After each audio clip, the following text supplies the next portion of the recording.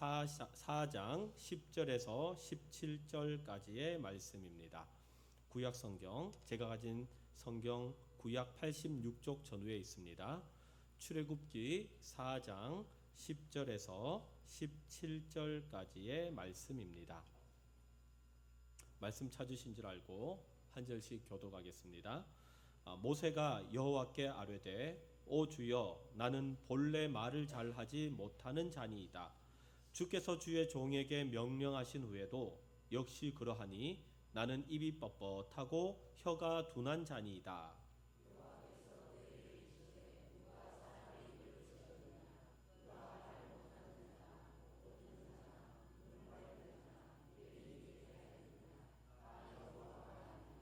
이제 가라. 내가 내 입과 함께 있어서 할 말을 가르치리라. 여호와께서 모세를 향하여 노하여 이르시되 레위 사람 내 형 아론이 있지 아니하냐? 그가 말 잘하는 것을 내가 아노라. 그가 너를 만나러 나오나니 그가 너를 볼 때에 그의 마음에 기쁨이 있을 것이라.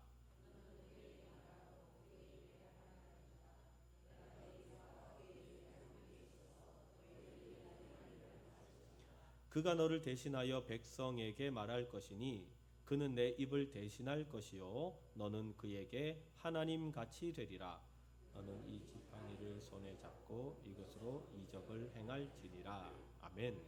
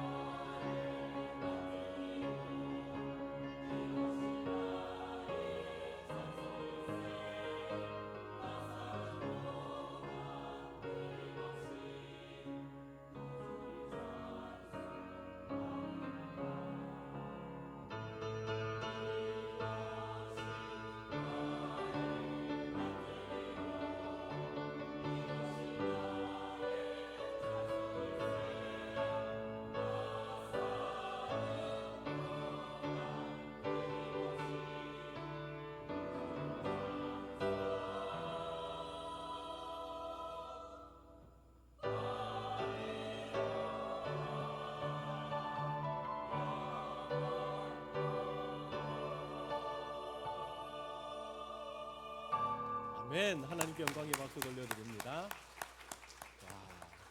여러분 예루살렘 찬양대 너무 잘하죠. 들으면서도 힘이 막 나는 것 같아요. 얼마나 감사한지. 하나님 큰 영광 받으신 줄 믿습니다. 이 시간 좌우 앞뒤를 보면서 한번 인사할까요? 잘 오셨습니다. 네, 다시 한 번 더 인사할 때 이렇게 인사하겠습니다. 아이스 커피 한 잔 사주세요. 네. 네, 교회에서는 아이스 커피가 없지만 또 우리 성도님들 주중에 함께 모이셔서 커피도 나누시고 또 교제도 나누시는 은혜가 있기를 소망합니다.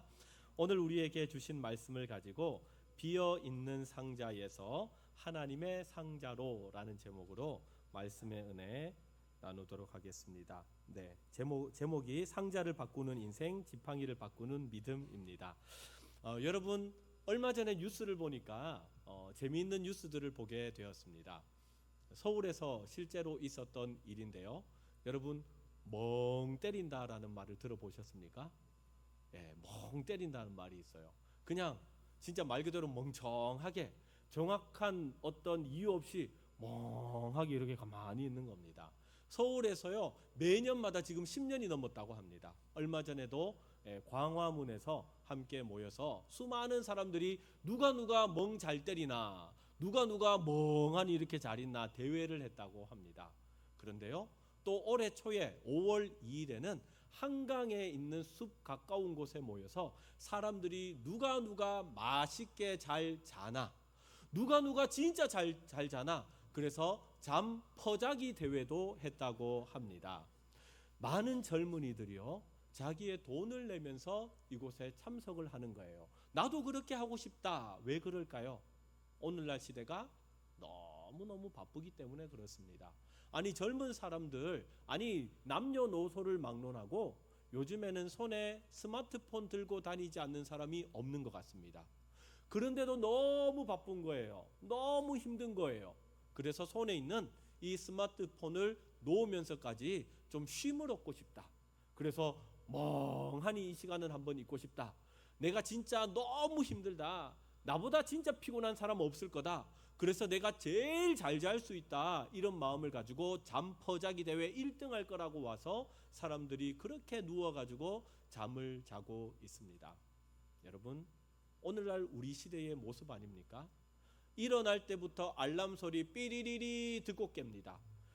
움직이면서 계속 카톡 그러면서요 일거리들이 계속해서 옵니다. 얼마나 정신없이 바쁜 시대를 살아가고 있는지. 예전에는요 캄캄한 밤이 되면 밤 됐다 안 보인다 자자 그랬는데 요즘에 그런 게 어디 있습니까? 불은요 24시간 켜져 있습니다. 그래서 참 바쁜 시대, 참 힘든 시대를 살아가고 있습니다. 여러분들은 어떠십니까? 오늘 우리가 살아계신 하나님께 영과 진리로 예배하기 위해서 오셨는데 보자 오늘 내가 그 가스불은 끄고 왔나 하면서 이렇게 멍하시면 안 됩니다. 아이고 또 목사님 설교 듣다 보니까 또 여기 조금 이제 에어컨도 틀었는데 잠도 서서히 온다. 여러분 그렇게 주무시지 마시고 말씀에 집중하시는 우리 성도님들 되시기를 소망합니다. 여러분 그런데 오늘 말씀을 보면요 말씀 가운데 속에서도 이렇게 마음 가운데 세상에서는 너무 바쁘고 쉼없이 달려가지만 마음 가운데는요 영혼이 바짝바짝 말라버린 한 사람을 만날 수 있습니다. 그 사람은 바로 모세라는 사람이에요. 여러분 아시다시피 모세는 어떤 사람입니까? 왕자입니다. 그 당시 최고의 대국인 이 애굽의 왕자입니다. 세상적으로는 다 가졌습니다. 놀라운 능력도 가지고 있고 힘도 가지고 있고 권세도 가지고 있고 부도 가지고 있고 없는 것이 없는 사람들이 볼 때 모두 닮고 싶고 모델로 두고 싶은 사람이 이 오늘 말씀에 나오는 모세라는 사람의 모습입니다. 그런데 사람을 만드시고 사람의 중심을 보시는 하나님께서는 모세의 모습을 이렇게 보니까 그 안에 영혼이 바짝 말라버렸더라라는 것을 빈 마음의 상자를 가지고 있더라라는 것을 성경이 말씀하는 겁니다. 여러분 우리가 2주 전에 이 모세의 집에 대한 말씀을 통해서 이 모세의 가정은 영적 명문 가정이다라는 말씀을 나누었습니다. 애굽으로 통해서 이스라엘 백성들이 억압받고 고뇌받고 힘든 상황 가운데 있을 때 애굽왕 바로 왕이 얘기를 하죠. 남자아이가 태어나면 다 죽여버려야 된다. 그러나 그 가정은 노했습니다. 세상은 예스 할지라도 우리는 노하겠습니다. 하나님의 말씀, 하나님의 마음을 더 중요하게 여겼던 가정이 바로 모세의 부모님이 있었던 가정이었습니다. 그런데 모세가 얼마나 목소리가 큰지 응애 소리가 너무 크니까 더 이상 어쩔 수 없다. 갈대 상자에 모세를 넣어서 나일강에 띄웠는데 그 갈대 상자가 가다가 애굽에 공주가 있는 곳에 도착했다는 것 아닙니까? 어릴 적에는 어머니 요게벳을 통하여서 밥을 먹으면서 그렇게 성장했습니다. 그리고 40세가 되었어요. 청년 때가 되었습니다. 40대 청년의 때가 되었던 모세는 안타깝게도 마음 가운데 영적인 하나님께서 주시는 마음이 없었던 것 같아요. 그것을 표현하는 말씀이 성경 가운데 출애굽기 2장 12절은 이렇게 말씀합니다. 함께 읽어볼게요. 시작. 그 애굽 사람을 쳐 죽여 모래 속에 감추니라. 아멘. 모세는요, 힘이 있고 능력이 있었습니다. 그리고 세상을 잘 바라볼 수 있는 사람이 되었습니다. 그에게 혈기가 가득 차서 지금 자기의 동족인 히브리 사람을 괴롭히는 애굽 사람을 보고 그 사람을 쳐서 죽였습니다. 좌우를 살폈습니다. 누가 보느냐, 누가 확인하느냐. 그리고 아무도 보지 않는다고 생각했을 때 모래에다가 묻어 버렸습니다. 아무도 보지 않았다고 생각을 했습니다. 하지만 성경을 기록한 기자는 일부러 이야기하는 것이죠. 모세가 사람의 눈치는 보았지만 하나님에 대한 말씀은 빠져 있습니다. 하나님에 대한 영적인 시각은 막혀 있다라는 것을 성경이 우리에게 보여주는 것입니다.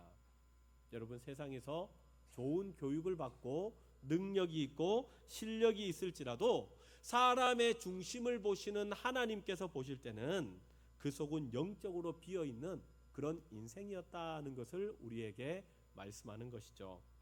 여러분, 오늘 본문은 이처럼 세상 속에서 여러 가지 상황 가운데 살기 위해서 이 눈치 보고 저 눈치 보고 사람을 보는 눈치는 있지만, 그러나 정작 우리 마음 가운데는 하나님께서 주시는 하나님의 마음이 없는 그런 속이 빈 상자와 같은 그런 인생이 있다는 것을 우리에게 보여주는 것입니다.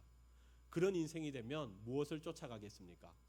멍 때리는 데를 쫓아가고 잠을 퍼 자는 곳을 쫓아가게 되는 것이죠. 오늘 성경은 우리에게 이런 마음이 비어있는 인생, 모세를 하나님께서 어떻게 인도하시고 어떻게 하나님께서 그의 앞길을 붙들고 가시는가, 우리의 인생 가운데도 빈 상자와 같은 인생이 아닌가, 주께서 주시는 은혜를 함께 나누고자 합니다. 첫 번째는요, 내 속에 비어있는 상자를 무엇으로 채워야 할까? 과거의 상처를 내려놓고 살아있는 말씀으로 채워야 합니다. 자, 다시 말씀 가운데 모세가 사람의 눈치를 보면서 애굽 사람을 모래에 이렇게 감추었던 때로 돌아가겠습니다. 그렇게 사람을 감추었습니다. 아무도 보지 않았다고 생각했습니다. 그 다음 날 모세가 일어나서 길거리로 가봤는데 이스라엘 사람들이 싸우고 있는 겁니다. 가서 말렸습니다. 아니 왜 동족끼리 싸웁니까? 우리가 남입니까? 부산 사람들 제일 그게 우리에게 다가오는 말 아닙니까? 우리가 남이가, 그죠? 그렇게 싸우지 말라고 막고 있는데, 그런데 그때 히브리 사람 중에 한 사람이 이 모세에게 충격적인 말을 합니다. 누가 너를 우리의 재판장으로 세웠느냐? 어제는 애굽 사람을 죽이더니 오늘은 우리 동족인 우리를 죽이려고 하느냐라고 이야기하는 것입니다. 아무도 보지 못했다고 생각했어요. 자기가 하는 그 행동을 샅샅이 살펴보면서 누가 나를 보느냐 보고 난 다음에 아무도 없다는 것을 알고 분명히 모래에 숨겼습니다. 그런데 보고 있었던 사람이 있었던 것이죠. 그 사실을 알았다면 오히려 모세를 죽여 세워줄 수도 있었을 겁니다. 야, 너 때문에 우리 동족이 큰 고난을 당했는데 어려움 가운데 이겨냈다, 그렇게 칭찬이라도 할 수 있겠었건만, 그러나 아무도 그에게 그런 말을 해주지 않았고 오히려 뜨거운 눈시울을 가지고 모세, 네가 우리를 다 죽이려고 하는구나 라고 사람들이 그렇게 쳐다보았습니다. 얼마나 무서웠는지, 얼마나 그 말 때문에 상처를 받았는지 모세는 그 자리에서 도망가 버렸습니다. 미디안 광야로 가서 40년을 살게 되었습니다. 시간이 지나서 80의 인생이 되었을 때 누가 모세를 찾아오셨어요? 하나님이 모세를 찾아오셨어요. 떨기나무 가운데 찾아오셨습니다. 불이 붙었는데요, 나무가 소멸되지 않는 겁니다. 신기하다, 희한하다, 그 나무를 보고 있는데 하나님이 말씀하십니다. 모세야, 내가 너를 통하여 이스라엘 백성들을 구원해낼 텐데 나와 함께 가자 말씀하십니다. 누가 말씀하셨다고요? 하나님이 말씀하셨다고요. 하나님이 말씀하셨는데 모세가 예 하나님 그렇게 하겠습니다 라고 얘기를 한 것이 아니라 하나님 아니요 저는 할 수 없습니다. 저는요 말을 잘 못하는 사람입니다 라고 이야기하더라는 겁니다. 여러분, 모세는요 말을 잘 할 수 있는 사람이었을까요? 말을 잘 못하는 사람이었을까요? 출애굽기 보면 말을 못합니다 라고 이야기하지만 사도행전 7장 22절을 보면 모세에 대해서 이렇게 말씀합니다. 함께 읽어보겠습니다. 시작.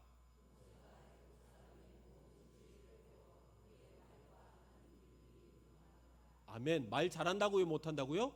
잘한다고요. 말을 잘하는 사람입니다. 실력이 있고 능력이 있는 사람입니다. 그런데 자기의 동족인 이스라엘 사람들 앞에 서면 겁이 나고 두려운 말의 상처를 받은 사람이 되었습니다.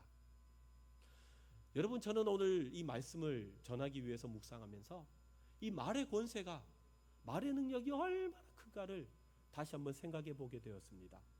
그렇게 권세가 있고 실력이 있고 많은 것을 배웠고 말도 잘하고 능력이 있는 이 사람이 그 말의 상처 때문에 하나님 저는 말을 잘하지 못합니다. 제가 목회를 하면서 성도님들을 만나고 신방을 하며 이야기를 나누는 가운데 그런 분들이 있어요. 목사님, 저 상처받았어요. 그때 그 말 한마디가 얼마나 내게 상처가 되는지 모르겠습니다. 때로는 하나님께서 마음에 위로를 주시고 힘을 주시는 것 같은데 그래도 상처가 되어서 내 눈앞에는 저 일을 해야 될 것이 보이는데 그래도 다가서지 못하겠습니다. 또 그 한마디가, 또 내 마음을 찌르는 그 한마디가 나를 낙심하게 하고 나를 일어서지 못하게 할까봐 하나님 너무 두려워서 하나님 제가 못하겠습니다 하며 기도하는 그런 기도의 제목을 들었던 적이 있습니다. 여러분, 그 말 한마디가, 모세가 들었던 그 말 한마디가, 40년 전에 들었던 그 말 한마디가 그의 마음을 누르고 있었고 일어나지 못하게 했습니다. 그런데 여러분, 하나님은 어떤 분이십니까? 하나님은 우리를 누구보다 잘 아시고 우리의 중심을 아시는 하나님인 줄 믿습니다. 하나님께서 오히려 모세를 통한 놀라운 계획을 가지고 있다고 성경은 말씀하고 있습니다. 그래서 하나님께서 모세에게 11절에 이렇게 말씀하시는 거예요. 오늘 말씀 11절을 함께 읽어보겠습니다. 시작. 여호와께서 그에게 이르시되 누가 사람의 입을 지었느냐? 누가 말 못하는 자나 못 듣는 자나 눈 맑은 자나 맹인이 되게 하였느냐? 나 여호와가 아니냐? 아멘. 입을 누가 만드셨다고요? 하나님이 만드셨어요.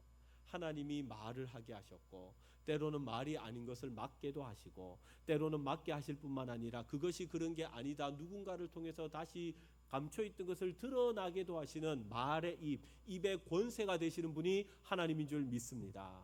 그런데 하나님이요, 모세가 그런 이야기를 들었는데 40년이 지났는데도 하나님은 모세를 통해서 그 문제를 해결해 주지 않으셨어요. 왜요? 하나님께서 모세의 인생 가운데 그 말이 필요하셨기 때문입니다. 하나님은 그 말을 통하여 오히려 세상 가운데 화려하고 실력 있고 능력 있는 그 왕자의 자리를 벗어나게 하셔서 오히려 미디안 광야에 와서 철저하게 낮아지는 양떼를 몰며 시간을 보내는 그런 힘이 다 빠져서 이제는 하나님 없이 아무것도 할 수 없는, 그렇게 자기의 힘을 빼는 나이가 되었을 때 하나님은 오히려 그를 부르시는 모습을 볼 수가 있습니다. 모세야, 내가 기다렸다. 내가 이때를 기다렸다. 내가 너를 통해서 놀라운 일을 하기를 원한다. 이 모든 것이 하나님의 계획임을 모세가 알게 되었습니다. 여러분, 하나님께서 당신의 백성을 세워서 당신의 백성을 통하여서 일을 하실 때 먼저 하나님은 당신의 백성의 내면을 만지십니다. 우리의 마음의 상처를 아시고 우리의 마음의 아픔을 아시고 이제는 그 마음을 회복하셔서 살아있는 말씀으로 채우시는 분이 살아계신 하나님이십니다. 하나님이 모세에게 말씀하시는 거예요. 모세야, 내가 이제부터 너의 입 가운데 함께 있을 것이다. 오히려 너의 입이 능력의 말이 되어서 너의 입을 통해서 이스라엘 백성들을 이끌게 될 것이다. 사랑하는 성도 여러분, 여러분들 가운데 상처가 있으십니까? 아픔이 있으십니까? 예전에 그 행동으로 인하여 큰 아픔 가운데 있는 분이 있으십니까? 오늘 주님은 여러분들의 그 상처를 만지시기를 원하십니다. 회복시키시기를 원합니다. 하나님이여, 하나님이여. 모세에게 찾아오셔서 그의 상처를 만지셨던 것처럼 오늘 이 시간 주를 의지하며 기도하며 하나님 의지하며 나아갈 때에 내 심령 깊숙한 가운데 있는 이 아픔, 이 상처, 이 하나님, 이 습성이 고쳐지는 은혜를 허락하여 주시옵소서. 하나님의 만지심이 있는 인생 되시기를 주의 이름으로 축원합니다. 두 번째는요, 초라한 현실에 매이지 말고 하나님의 권위로 채우라 주님께서 말씀하십니다. 모세가 하나님의 만지심으로 과거의 상처, 과거의 아픔이 회복이 되었습니다. 하나님 감사합니다. 입술의 주인은 하나님이시네요 라는 것을 알게 됐습니다. 그리고 하나님께서 너를 통하여 일할 것이다 말씀하시는데 모세가 자기 자신의 모습을 보니까 너무 초라한 거예요. 그래서 하나님께 13절에 이렇게 고백을 합니다. 13절을 읽어볼게요. 시작. 모세가 이르되 오 주여 보낼 만한 자를 보내소서. 아멘. 여러분 모세의 형편을 한번 생각해 보세요. 80세가 되었습니다. 이 당시에 80세는요 오늘날로 치면 거의 100세 정도가 되는 나이가 될 거예요. 100세 정도의 나이가 되었는데 뭔가 도전해 보려고 해도 그렇게 기력도 나지 않고 힘도 나지 않고 몸도 굳어졌고 뭘 할 수 있겠습니까? 뭘 할 수 있겠습니까? 하나님 저는 아닙니다. 저는 아닙니다. 하나님 보낼 만한 자를 보내세요. 젊은 사람 많지 않습니까? 힘 있는 사람 많지 않습니까? 능력 있는 사람 많지 않습니까? 왜 저를 부르십니까? 왜 저를 부르십니까? 하나님 저는 아니에요. 아니에요. 거절하는 이 모세의 모습을 성경을 통해서 보게 됩니다. 여러분 우리도 신앙생활하는 가운데 모세처럼 우리가 하나님의 부르심을 거부할 때가 있는 것 같아요. 하나님께서는 우리를 부르시고 쓰시려고 하는데도 하나님 저는 아직 준비되지 않았는데요. 하나님 저는 아닌데요. 여러분 모세가 준비되어서 사용된 것 아닙니다. 하나님은 그 중심을 보셨고 그 일을 인도하시는 분은 살아계신 하나님인 줄 믿습니다. 우리가 연약하고 부족할지라도 너는 내 것이다 강하고 의로우신 오른손으로 붙드시고 우리를 인도하시면 하나님께서 필요한 사람도 만나게 하실 것이고 감당할 수 있는 힘도 허락해 주실 줄 믿습니다. 그런데 모세는 너무 두려운 거예요. 자신의 모습이 너무 초라한 거예요. 안 될 것 같은 겁니다. 그때 하나님이 16절의 말씀을 주셨어요. 말씀을 읽어보겠습니다. 시작. 그가 너를 대신하여 백성에게 말할 것이니 그는 내 입을 대신할 것이요 너는 그에게 하나님같이 되리라. 아멘. 하나님은 모세에게 말 잘하는 그의 형 아론을 붙여주셨습니다. 모세야 걱정하지 말아라. 내가 너에게 말할 사람을 붙여줄 텐데 너는 그 사람에게 말만 하면 된다. 그러면 그 사람은 누구의 말처럼 받게 된다고요? 하나님의 말씀처럼 받게 될 것이다. 하나님이 그 모세의 입술 가운데 권세를 주신다고 하시는 거예요. 하나님이 그 모세의 입술 가운데 권위를 주신다고 말씀하시는 겁니다. 여러분 우리가 인생을 살아가는 가운데 속에서도요 연륜이 있고 인생 가운데 수많은 우여곡절을 겪은 분들을 통하여서 말을 들어볼 때 권위가 있는 분이 있습니다. 말씀 가운데 권세가 있는 분이 있습니다. 다 아는 말이에요. 다 아는 이야기예요. 그런데 그분의 인생을 알았을 때 듣는 한마디 한마디가 얼마나 그렇게 힘이 있고 능력이 되는지 몰라요. 여러분 사람의 말도 그렇게 권세가 있고 위엄이 있는데 하나님의 말씀은 얼마나 위엄이 있고 능력이 있겠습니까? 제가 대동교회에 작년 11월에 부임을 했잖아요. 와가지고 이제 저도 첫 담임 목사 아닙니까? 뭘 잘 알겠습니까? 일을 이렇게 처리하고 저렇게 처리하는 가운데 잘 모를 때가 있어요. 이때는 어떻게 해야 되겠습니까? 지혜를 가져야죠. 지혜를. 그래서 목사님들께 전화도 해보고 이 이야기도 듣고 저 이야기도 듣습니다. 교회 일 가운데 문제가 있어서 이 문제를 어떻게 해결해야 될까? 또 노회에 있는 목사님 가운데 전화도 했어요. 목사님 우리 교회에 이런 상황이 있었는데 어떻게 하면 좋을까요? 그러면 그 목사님께서 자신이 겪었던 지혜의 이야기를 해주는 거죠. 목사님 그때는 이렇게 하세요. 그 가운데 그 목사님도 모르는 게 있는 거예요. 목사님, 이 부분은 제가 잘 모르겠네요. 제가 우리 노회의 어른 목사님 연락처를 알려드릴 테니까 그분에게 연락을 해보세요. 연락처를 받았습니다. 그리고 전화를 했어요. 띠리리리리 전화해서 목사님 안녕하십니까? 이렇게 소개를 받았습니다. 목사님, 우리 교회 가운데 이런 상황이 있는데 어떻게 하면 좋을까요? 했더니 그 목사님께서 가지고 있는 연륜과 여러 가지 상황과 여러 가지 총회법과 여러 가지 문제를 통해서 이렇게 해결하시면 되겠습니다 하고 지혜를 주셨어요. 아, 감사합니다 하고 끊고 그 일을 해결해 나갔죠. 한 2주 정도가 지났습니다. 그 목사님으로부터 먼저 연락이 왔어요. 떼레레레레랭 전화를 받았습니다. 어이구, 목사님, 먼저 전화를 주셨네요. 목사님 잘 지내셨습니까? 목사님은요, 그래요, 대동교회 가운데 그 문제는 어떻게 해결됐습니까? 궁금해서 전화했습니다. 네, 목사님 지혜를 주셔서 잘 이렇게 해결을 했습니다. 그리고 난 다음에 목사님이 먼저 이야기를 하시더라고요. 원로 목사님이신데, 목사님 목사로서는, 담임 목사로서는 이렇게 해야 되는 겁니다. 목사님 담임 목사로서는 이런 인격을 가져야 합니다. 목사님 담임 목사로서는 설교를 할 때 이렇게 해야 됩니다. 제가 모를까요, 알까요? 알아요.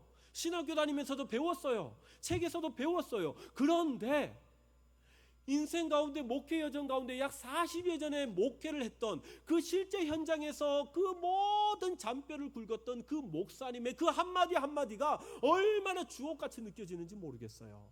그 마을에 권세가 있더라고요. 그 말에 힘이 있더라고요. 목사님, 내가 목회할 때는 이렇게 했습니다 라는 말이 얼마나 힘이 되는지 모르겠어요. 가끔 우리 원로 목사님과도 통화를 합니다.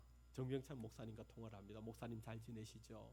목사님께서 한 번씩 주시는 말씀이 있어요. 그 말씀이 얼마나 힘이 되고 얼마나 위로가 되고 얼마나 유익이 되는지 모르겠습니다. 말이 여러분 힘이 있습니다. 그 말 한마디 가운데 권세가 있고 권위가 있더라고요. 그런데 여러분, 오늘 말씀에서 하나님께서 뭐라고 말씀하시는지 하면, 모세야, 너 말 때문에 상처받았지. 너 말 때마다 겁이 나지. 말 때문에 너 마음이 너무 아프지. 그런데 내가 너에게 권세를 주겠다라는 거예요. 내가 너에게 권위를 주겠다는 거예요. 사람들이 너의 말 때문에 하나님의 말씀인지 듣게 되고 확인하게 되고 그렇게 움직이게 될 것이다 라는 것을 하나님께서 권위로 주시는 겁니다. 사랑하는 성도 여러분, 여러분들에게 하나님이 주시는 이 권위와 권세가 있으시기를 주의 이름으로 축원합니다. 모세가 자기의 모습이 그냥 한심하게 느껴졌어요. 나이가 많아 늙었고 미디안 광야에 있으면서 양떼를 이끄면서 양떼 똥 치우고, 그리고 먹을 때 이렇게 데리고 가고 물 주고, 그게 무슨 의미가 있나, 나는 아무것도 못하는데 라고 생각했지만, 여러분, 권세를 주시고 권위를 주시는 하나님은요, 이미 모세의 인생 가운데 그의 인생을 훈련하시고 그의 인생을 주장하시고 그의 인생 가운데 함께하고 계셨습니다. 모세가 미디안 광야에서 몇 년을 살았다고요? 40년을 살았다고 했잖아요. 그런데 여러분, 모세가 나중에 이스라엘 백성들을 이끌고 출애굽을 합니다. 홍해를 건넙니다. 그가 광야에서 몇 년을 살았어요? 거기서도 40년을 살았어요. 그런데 그 광야가 어떤 광야예요?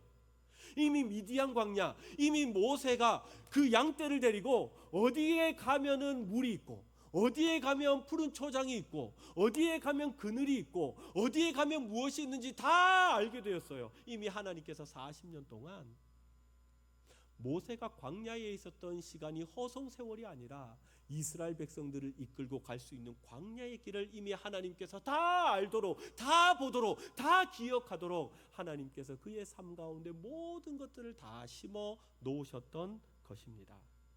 여러분, 이것이 하나님의 역사예요. 이것이 하나님의 일하심이십니다. 여러분, 하나님은 내가 볼 땐 이해되지 않고, 내가 볼 땐 이게 허송 세월인 것 같지만, 하나님은 지금도 우리 가운데 일하시는 하나님인 줄 믿습니다. 여러분들의 모습이 초라하다고 그냥 왜 이렇게 내 모습은 초라한가, 왜 이렇게 내 모습은 연약한가, 그냥 한숨만 쉬지 마세요. 권위를 주시고 권세를 주시는 하나님은 지금도 우리를 다듬으시고 지금도 우리를 붙드시고 지금도 임마누엘의 은혜로 우리와 함께 하시는 줄 믿습니다. 오늘도 우리를 빚어가시는 하나님, 빚어가시고 권세를 주시고 권위를 주셔서 하나님의 일을 하시는 그 하나님을 의지하시는 우리 성도님들 되시기를 소망합니다. 마지막 세 번째는요, 미래의 불안을 돌파하며 하나님의 동행의 증거를 붙들어야 합니다. 자, 하나님은 권위를 주셔서 모세에게 가라고 하세요. 그런데 가면서 위대한 무기 하나를 주셨습니다. 무슨 무기인가? 17절 말씀을 함께 읽어볼게요. 시작. 너는 이 지팡이를 손에 잡고 이것으로 이적을 행할지니라. 아멘. 하나님께서 모세에게 지팡이를 주셨어요. 그런데 이적을 행하라고 하셨는데 이 지팡이는 놀라운 지팡이, 신비한 지팡이, 하나님께서 하늘로부터 주신 지팡이가 아닙니다. 40년 동안 미디안 광야에 있으면서 양을 치던 지팡이, 양을 잡으려고 오는 이레를 쫓아내기 위해서 공격했던 지팡이, 양이 잘못된 곳으로 가면 일로 가라 일로 가라 치면서 바른 길로 이끌었던 평소에 사용하는 지팡이, 그 지팡이였습니다. 그런데 놀라운 일이 생겼죠. 모세가 하나님의 말씀에 순종하여 마음의 상처가 씻겨진 그 자리에 하나님의 권세로 권위로 채워졌더니, 하나님 순종하며 나아가겠습니다 했더니, 말씀을 기록한 출애굽기 기자는 그 지팡이를 무엇이라고 그렇게 기록을 하는가? 20절을 보니까 이렇게 기록했어요. 모세가 그의 아내와 아들들을 나귀에 태우고 애굽으로 돌아가는데 모세가 누구의 지팡이를 잡았더라? 하나님의 지팡이를 잡았더라. 할렐루야. 그냥 내가 양떼를 몰고 가는 지팡이였는데 하나님은 이 지팡이를 하나님의 지팡으로 바꾸어 주셨어요. 여러분, 똑같은 지팡이입니다. 그런데 출애굽기 4장 이후에 가면 모세가 수많은 어려움을 겪게 됩니다. 그의 앞 가운데 홍해가 가로막았어요. 그의 앞 가운데 이스라엘 백성들이 너무너무 광야로 가면서 목이 말라가지고 물 좀 주세요 하고 외칩니다. 시간이 지나서 광야로 가는 가운데 아말렉 군사들이 계속 쫓아와서 이스라엘 백성들을 괴롭힙니다. 그때마다 모세의 손에 들렸던 것은 무엇이었겠습니까? 하나님의 지팡이가 있었습니다. 주의 말씀을 의지하여서 지팡이를 들고 땅을 쳤더니 홍해가 갈라지는 역사가 일어났고요. 주의 말씀을 의지하여 지팡이를 들고 반석을 쳤다니 그 광야에서 반석에서 안반수가 펑펑 쏟아져 나왔고요. 아말렉 족속들이 이스라엘과 싸우고 있을 때 지팡이를 들고 두 손을 들고 주여 이기게 하여 주시옵소서, 지팡이를 들고 그렇게 들었더니 하나님께서 승리를 허락하여 주셨습니다. 사랑하는 성도 여러분, 여러분들의 손에는 무엇이 들려져 있습니까? 모세는 평소에 사용하고 잡고 있었던 그 지팡이를 통하여 하나님은 일하셨는데 여러분들은 무엇을 잡고 있습니까? 아직까지 과거에 상처가 있습니까? 염려가 있습니까? 하나님은 그거 내려놓으라고 하십니다. 그리고 하나님을 의지하는 두 손을 들라고 말씀하십니다. 여러분들이 가지고 계시는 이 두 손이 능력의 팔이 되시기를 주의 이름으로 축원합니다. 내 손이었지만, 모세가 가지고 있었던 지팡이는 사람을 바라보며 사람을 살피는 지팡이였지만, 하나님을 바라보며 나아갔을 때는 하나님이 하나님의 지팡으로 바꾸어 주셨습니다. 우리의 이 손은 지금까지 나를 위해서, 나의 가족을 위해서 그렇게 사용되는 손이었지만, 그러나 주님을 의지하며 두 손을 들면 하나님은 이 손을 하나님의 손으로 사용하실 줄 믿습니다. 말씀을 정리하도록 하겠습니다. 모세는 세상에서는 화려한 왕자였습니다. 부족함이 없는 사람이었습니다. 그러나 사람의 눈치를 살피긴 했지만 하나님 없는 영적으로 메마른 삶을 살아가고 있었습니다. 그러나 하나님은 모세를 붙잡고 계셨습니다. 모세를 사랑하셨습니다. 때로는 그에게 상처가 되는 말이었지만 하나님은 그 일을 통하여서 미디안 광야로 가게 하셨고, 철저하게 낮아지면서 하나님만을 의지하는 인생으로 바꾸어 주셨습니다. 여러분, 우리의 손에 있는 것을 놓으십시오. 그리고 우리의 심령을 하나님의 은혜로, 하나님의 권세로, 하나님의 말씀으로 채우십시오. 하나님은 우리의 손을 하나님의 손으로 바꾸어 주실 것이고, 우리 손을 통하여 놀라운 일을 행하실 줄 믿습니다. 하나님, 이번 한 주간 살아가는 속에서도 하나님, 세상의 것을 두려워하기보다 내 중심을 보시는 하나님을 두려워함으로 내 이 심령 깊은 곳에 하나님의 은혜로, 하나님의 사랑으로, 하나님의 말씀으로 채워 이 한 주간도 승리하는 우리 모든 성도들 되게 하여 주시옵소서. 이 은혜가 있으시기를 주의 이름으로 축원합니다. 우리 함께 다 일어나셔서 찬송으로 영광 돌리길 원합니다. 에베네셀